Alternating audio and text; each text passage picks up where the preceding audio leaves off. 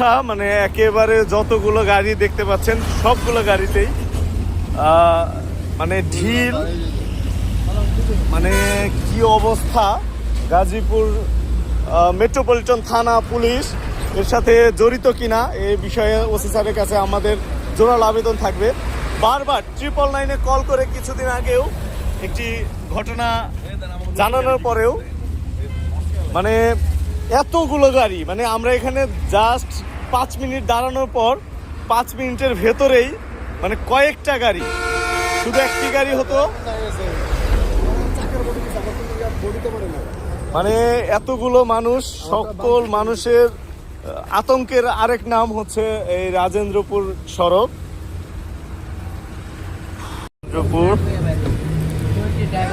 এই যে গাড়িতে এই যে গাড়ি ব্রেক করা মানে হইলো আপনার এখানে না, পুলিশ কি করে আমার কথা হচ্ছে